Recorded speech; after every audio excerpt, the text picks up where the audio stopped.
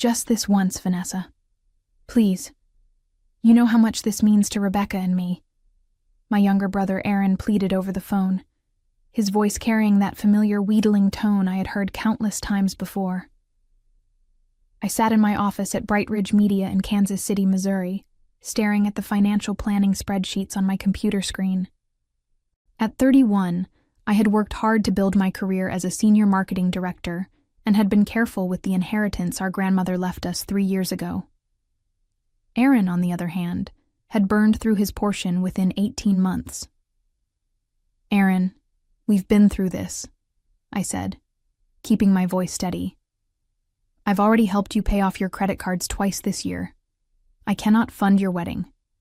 "It's not funding the whole thing," he snapped, his tone shifting from pleading to aggressive. "I just need $50,000. That's nothing to you." "Nothing to me?" I gripped the phone tighter. $50,000 is not nothing to anyone. That's more than most people make in a year. "But you have grandmother's money sitting there doing nothing. Rebecca's family expects a certain level of elegance. Her father owns 3 car dealerships, for crying out loud. I can't look cheap in front of them." The entitlement in his voice made my stomach turn. Our grandmother had specifically left us equal portions of her estate, with the hope we would use it wisely for our futures. She had worked as a seamstress for 40 years, saving every penny she could. The idea of throwing away $50,000 on one day seemed like a betrayal of everything she represented.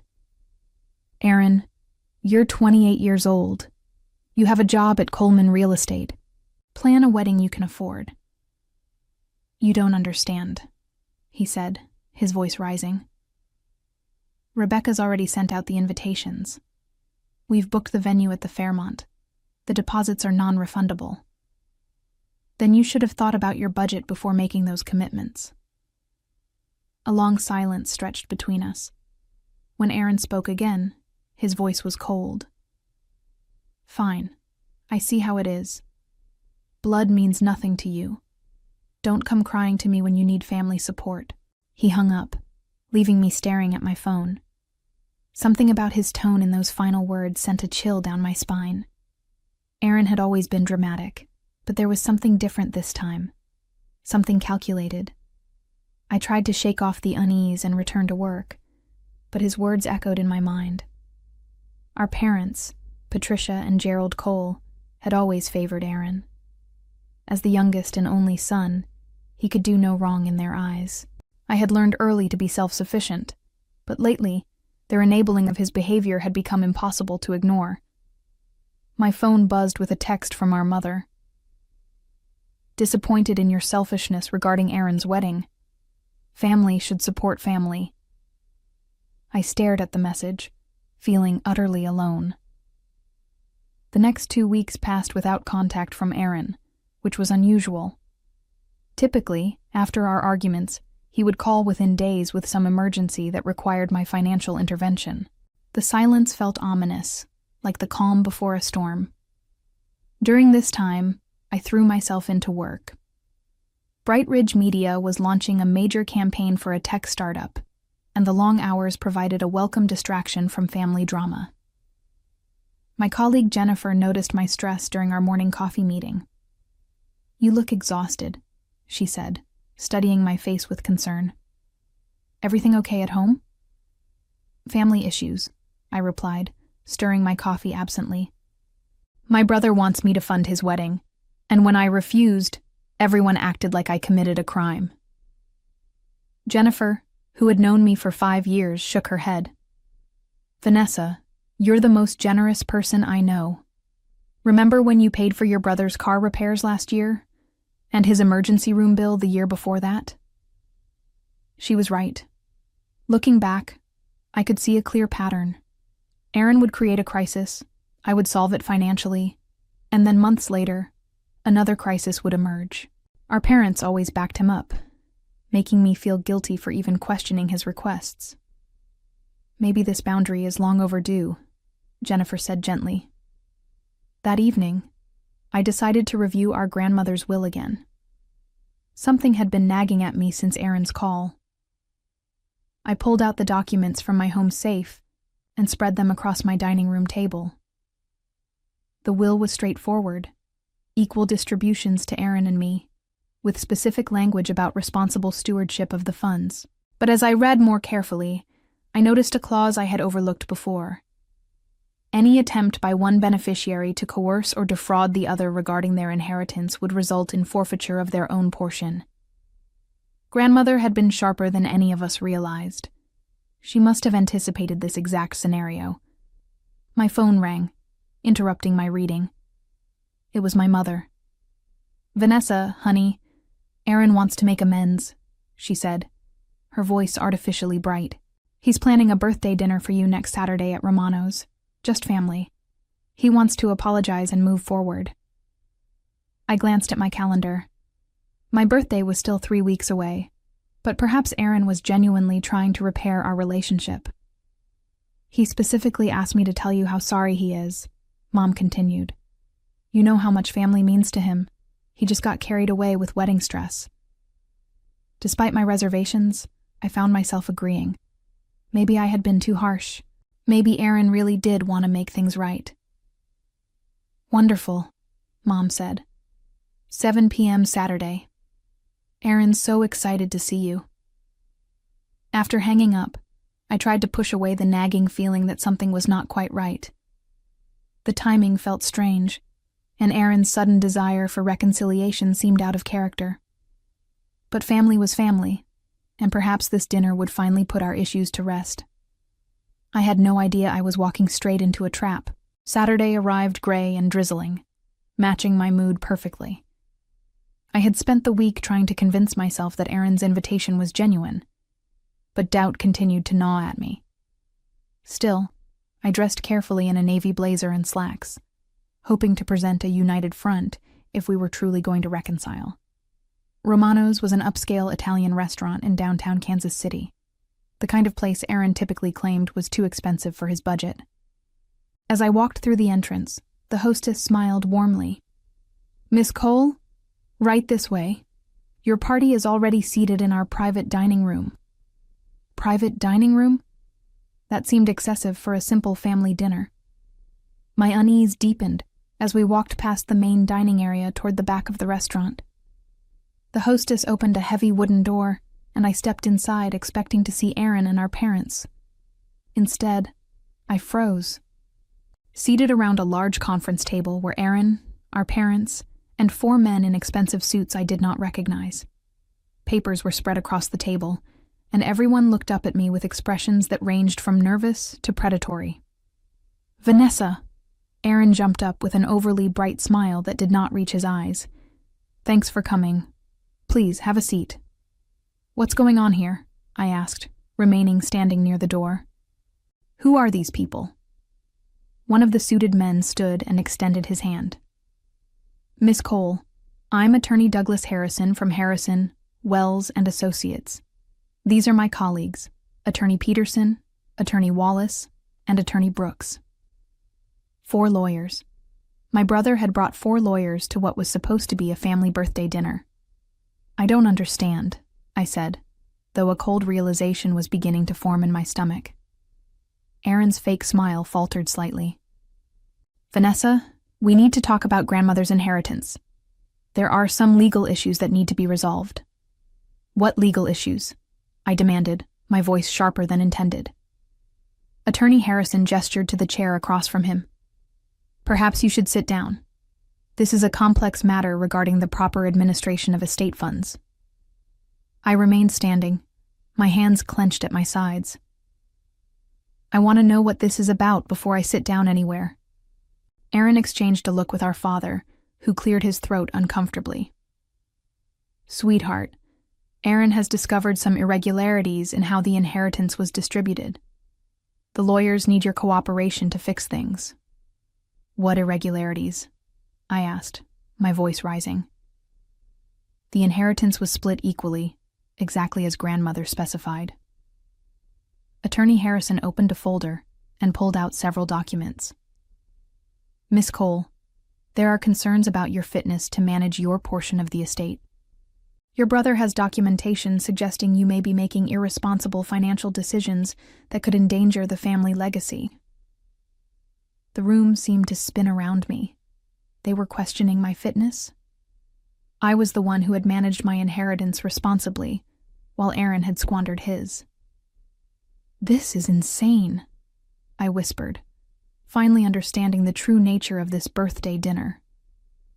Aaron leaned forward, his mask finally dropping completely. "Just sign the papers, Vanessa. Make this easy on everyone." Attorney Harrison slid the documents across the table toward me with practiced precision. "These papers establish a conservatorship that would place your inheritance under professional management for the protection of all parties involved." I picked up the top document, my hands trembling with rage rather than fear. The legal language was complex, but the intent was crystal clear. They wanted me to sign over control of my inheritance to a financial management company that, according to the fine print, was partially owned by Aaron. "You have got to be kidding me," I said, my voice dangerously quiet. Attorney Peterson, a thin man with wire-rimmed glasses, leaned forward. "Miss Cole, your recent financial decisions have raised red flags. Your refusal to contribute to family obligations, combined with reports of erratic spending patterns, suggest you may not be capable of managing such a substantial sum responsibly." "Erratic spending patterns?" I laughed, a harsh sound in the formal dining room.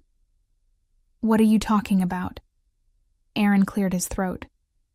"Vanessa, you bought that expensive car last year, and you've been taking those trips to Europe. It shows a pattern of frivolous spending." I stared at my brother in disbelief. The expensive car was a certified pre-owned sedan I had purchased after my old car died, and I had researched it for months to find the best value. The trips to Europe were a single vacation to London that I had saved for over 2 years. "Those are normal life purchases," I said. "Unlike blowing through a 6-figure inheritance in 18 months. That's exactly the kind of defensive attitude that concerns us," Attorney Wallace chimed in. "The inability to see the problem is often the first sign of financial incompetence." Our mother reached across the table toward me. "Vanessa, honey, we're trying to help you. The money would be managed professionally, and you'd receive a monthly allowance. It's for your own good." A monthly allowance. From my own inheritance. The audacity was breathtaking. "And let me guess," I said, looking directly at Aaron. "You would be the primary beneficiary if something happened to me, since I obviously can't be trusted with money." Aaron's face flushed red. "This isn't about me. This is about protecting grandmother's legacy." "Grandmother's legacy?" I stood up so abruptly that my chair scraped loudly against the floor. "You burned through your entire inheritance on a sports car, a motorcycle, 2 luxury vacations, and God knows what else. Now you want mine too?" Attorney Harrison's voice took on a warning tone. "Miss Cole, I strongly advise you to consider the consequences of refusing to cooperate. Your brother has evidence of your financial irresponsibility, and the court system takes these matters very seriously." "What evidence?" I demanded. Aaron pulled out his phone and began scrolling through it. "Screenshots of your social media showing expensive dinners, designer clothes, that new laptop you bought. It all adds up to a pattern of reckless spending." I looked at the images he was showing the lawyers. A birthday dinner at a nice restaurant from 6 months ago. A professional blazer I had purchased for work presentations. A laptop I had bought to replace one that was 5 years old. Each purchase was reasonable and well considered, but Aaron was presenting them as evidence of financial irresponsibility. "You've been documenting my purchases?" I asked, feeling sick. "I've been concerned about you," Aaron said with fake sincerity. "The family has been worried." Our father finally spoke up. "Vanessa, just sign the papers. This doesn't have to be a fight." Attorney Harrison leaned back in his chair with confidence. "Miss Cole, I'll be frank with you. We have enough documentation to file for conservatorship, whether you cooperate or not. Your signature today would simply make the process smoother for everyone involved." "And if I refuse?" Then we'll see you in court, Aaron said, his mask of concern finally dropping completely. And trust me, you don't want that. These gentlemen are very good at what they do. The threat hung in the air like poison. I looked around the room at the faces of people who were supposed to love and support me, and saw only greed and manipulation. But as I stared at their confident expressions, something shifted inside me. They had made one crucial mistake. They assumed I was helpless. Attorney Harrison began arranging the papers in order, clearly expecting my compliance. Miss Cole, there are several documents that require your signature. The first establishes the conservatorship, the second transfers management authority to Kelwin Financial Services, and the third waives your right to contest the arrangement. I picked up the papers and pretended to read them carefully, buying myself time to think. The legal language was dense, but certain phrases jumped out at me. Irrevocable transfer, permanent management authority, and waiver of future claims. This seems awfully permanent for someone who's supposedly just being helped, I observed. Attorney Peterson adjusted his glasses. Financial conservatorships are designed to provide long-term stability. Short-term arrangements often fail to address the underlying issues. What underlying issues? I asked. I have a master's degree in business administration, I've never been late on a bill payment, and my credit score is over 800. Aaron shifted uncomfortably. Vanessa, your credit score doesn't matter if you're making poor decisions with large sums of money. Like refusing to fund your wedding? That's not what this is about, our mother interjected quickly, but her eyes avoided mine. I continued reading the documents, noticing several concerning details. Kelwin Financial Services would charge a 3% annual management fee. Aaron was listed as the primary contact for all decisions, and there was a clause allowing for emergency distributions to family members in times of crisis. How convenient, I murmured. Aaron would have access to emergency funds whenever he needed them. Attorney Wallace leaned forward. Miss Cole, you're focusing on irrelevant details. The important thing is ensuring responsible stewardship of your inheritance. Responsible stewardship, I repeated. Like how Aaron responsibly stewardshiped his inheritance by buying a $40,000 motorcycle. Aaron slammed his hand on the table. Enough! This is exactly the kind of behavior that proves you're not thinking clearly. You're being paranoid and hostile. I'm being realistic, I shot back. You brought 4 lawyers to ambush me because I wouldn't pay for your wedding. Now you want to steal my inheritance and dress it up as concern for my welfare. Attorney Harrison's voice turned cold. Miss Cole, I recommend you watch your language. Accusations of theft are serious matters that could result in defamation claims.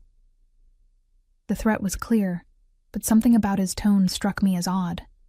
Most legitimate lawyers would be more measured in their language, more professional. These men were trying too hard to intimidate me. Can I see your bar association credentials? I asked suddenly. The question seemed to catch them off guard. Attorney Peterson frowned. What? Your bar association credentials. I'd like to verify that you're all licensed attorneys before I sign anything. Aaron's face went pale. Vanessa, that's ridiculous. These are respected professionals. Then they won't mind showing me their credentials, I said, keeping my voice steady despite my racing heart. Attorney Harrison recovered quickly. Miss Cole, our credentials are a matter of public record. We don't carry physical identification. But you do carry business cards, I pointed out, and legitimate law firms have websites and phone numbers I can verify. The silence that followed was deafening. Our parents looked confused. Aaron looked panicked, and the 4 lawyers exchanged worried glances. This is absurd, Attorney Wallace said finally. We're trying to help you, and you're questioning our professionalism. I'm questioning everything about this situation, I replied, starting with why my supposed birthday dinner turned into a legal ambush. Aaron stood up abruptly. Fine. You want to do this the hard way? We'll file the conservatorship petition on Monday. These gentlemen have all the documentation they need. I looked at my brother with new clarity. This had been planned for weeks, possibly months. The phone call about the wedding had been a setup to create evidence of my irresponsibility, and this dinner was meant to be the final step in his scheme. But Aaron had underestimated me, and that was going to be his downfall. I set the documents down on the table and pulled out my phone, ignoring the looks of confusion around me. Before I sign anything, there's someone I need to call. Vanessa, that's not necessary, our mother said quickly. This is a family matter. Exactly, I replied, scrolling through my contacts, which is why I want my attorney to review these documents before I sign them. The color drained from Aaron's face. Your attorney? Yes, Aaron. Unlike you, I believe in getting proper legal advice before making important decisions. I found the number I was looking for and pressed call. Attorney Harrison tried to maintain his composure. Miss Cole, having another attorney review the documents will only delay the process unnecessarily. I'm sure it will, I said as the phone rang, but I've learned to be very careful about signing legal documents. The call connected, and I heard the familiar voice of Catherine Walsh, the attorney who had helped me with my house purchase 2 years earlier. Vanessa? This is unexpected for a Saturday evening. Catherine, I'm sorry to bother you, but I'm in a situation that requires immediate legal assistance. I'm at Romano's restaurant with my family and 4 men claiming to be attorneys who want me to sign conservatorship papers. There was a pause. Conservatorship papers? Vanessa, don't sign anything. I'll be there in 20 minutes. Aaron jumped up from his chair. This is ridiculous. We're trying to help you, and you're acting like we're criminals. Aren't you? I asked, looking him directly in the eyes. Our father finally seemed to grasp the seriousness of the situation. Aaron, maybe we should wait until everyone can calm down and discuss this rationally. No, Aaron said fiercely. She's going to sign these papers tonight, or we're filing the petition first thing Monday morning. Attorney Peterson tried a different approach. Miss Cole, involving another attorney will only create unnecessary complications and expense. These documents are straightforward. Then you won't mind waiting for my attorney to review them, I replied. The next 20 minutes felt like hours. The atmosphere in the room grew increasingly tense as we waited in uncomfortable silence. Aaron kept checking his phone and whispering to the supposed attorneys, while our parents sat looking bewildered and increasingly concerned. When Catherine arrived, she looked exactly like what she was, a legitimate attorney, professional but not flashy, carrying a briefcase and exuding the quiet confidence that comes from real expertise. Good evening, she said, scanning the room. I'm attorney Catherine Walsh. May I see the documents in question? Attorney Harrison reluctantly slid the papers across the table. Catherine began reading them immediately, her expression growing more severe with each page. This is interesting, she said after several minutes. These documents contain several irregularities that would never pass judicial review. What kind of irregularities? I asked, though I suspected I already knew. The conservatorship language is overly broad and lacks proper judicial oversight provisions. The financial management arrangement appears to violate state regulations for fiduciary services. And most telling, the signatures on the legal documents don't match the names printed below them. She looked up at the 4 men with cold professionalism. Gentlemen, may I see your bar association identification? The silence was deafening. Attorney Harrison cleared his throat. As we told Miss Cole, we don't carry physical identification. Then perhaps you'd be willing to provide your bar numbers so I can verify your credentials through the state database. More silence. Catherine smiled grimly. I thought so. Vanessa, these men are not licensed attorneys. This entire proceeding is fraudulent, and these documents are worthless. Aaron's face went white as his carefully constructed plan crumbled around him. The revelation hit the room like a bomb. Our parents stared at Aaron in shock, while the 4 fake lawyers began gathering their papers with obvious panic. Wait just a minute, Catherine said sharply, pulling out her phone.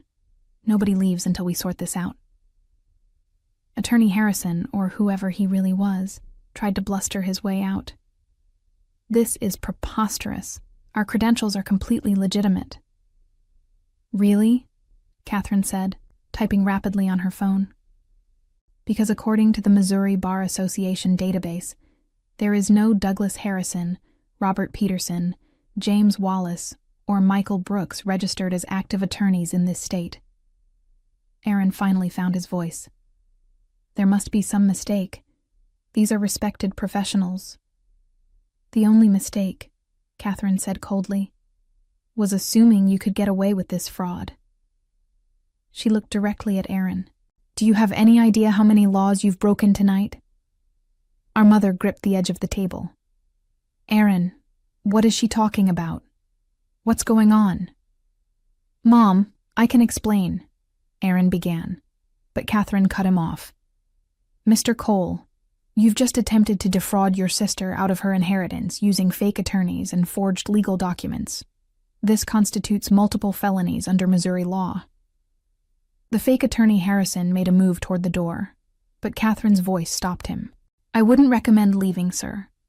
I've already contacted the Kansas City Police Department. They should be here any moment." As if summoned by her words, we heard voices in the restaurant's main dining area. 2 uniformed police officers appeared in the doorway, looking professional but alert. "Officers," Catherine said. "I'm attorney Catherine Walsh. We have a situation involving attempted fraud and impersonation of legal professionals." Aaron slumped in his chair as the reality of his situation finally hit him. The 4 fake lawyers were already providing their real identities to the officers, and it was clear this scheme had gone far beyond anything they had expected.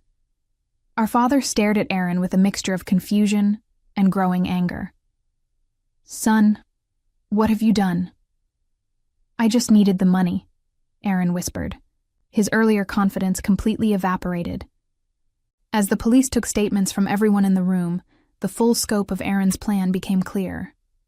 The 4 men were actors he had hired through an online platform, paying them $500 each to impersonate attorneys for what he had told them was a prank on his sister. The legal documents were equally fraudulent, created using templates Aaron had found online and filled with official-sounding language that had no legal validity. The supposed Kelwin Financial Services was a shell company Aaron had registered just weeks earlier. "The premeditation here is extensive," Catherine explained to the police officers. "This wasn't a spur-of-the-moment decision. Mr. Cole spent considerable time and money setting up this fraudulent scheme." Our parents sat in stunned silence as the officers took Aaron's statement. The brother I had grown up with, the son they had doted on, had just attempted to steal my inheritance through an elaborate con game. One of the officers approached me. "Miss Cole, given the evidence we've gathered tonight, we have grounds to arrest your brother on multiple charges, including attempted fraud, impersonation of legal professionals, and conspiracy." I looked at Aaron, slumped in his chair with his head in his hands. Part of me felt sorry for him, but a larger part of me felt a cold satisfaction. He had gambled everything on this scheme, and he had lost spectacularly. "What happens now?" I asked. Catherine answered for the officer. "Aaron will be arrested and charged. The district attorney will likely pursue this aggressively given the sophistication of the fraud. And Vanessa, you should know that under your grandmother's will, Aaron's attempt to defraud you means he forfeits any remaining claim to the inheritance." Aaron's head snapped up. "What?" "Your grandmother was very wise," Catherine said with grim satisfaction. "She included provisions for exactly this situation." The months that followed Aaron's arrest were a whirlwind of legal proceedings and family recriminations. He was ultimately convicted on multiple felony counts and sentenced to 3 years in prison, with additional restitution requirements. His employer, Coleman Real Estate, fired him immediately after the arrest became public. The real estate license he had worked years to obtain was revoked by the state board. Rebecca, his fiancée, broke off their engagement and returned the ring within a week of the scandal breaking. Our parents initially tried to defend Aaron's actions, claiming he had been desperate and made poor choices. But as the full extent of his deception became clear, including evidence that he had forged documents and lied to multiple people, they were forced to confront the reality of who their golden child had become. The shame and embarrassment devastated them socially, and they eventually moved to another state to escape the notoriety. The 4 actors who had impersonated attorneys received probation and community service, having been duped by Aaron just as much as anyone else. Their cooperation with prosecutors helped ensure Aaron received the maximum sentence. As I stood in the courthouse after Aaron's sentencing, watching him led away in handcuffs, I felt a complex mixture of emotions. There was satisfaction in seeing justice served, but also sadness for the destruction of our family. Catherine stood beside me, having guided me through every step of the legal process. "You handled this exactly right," she said quietly.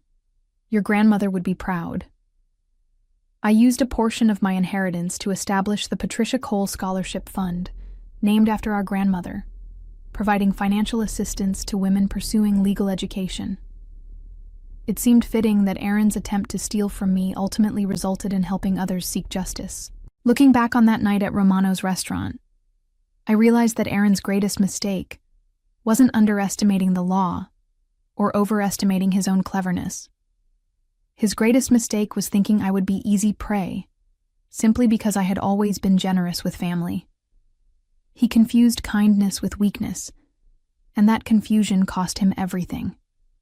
Sometimes the best revenge isn't fighting dirty, it's fighting smart and letting the truth speak for itself.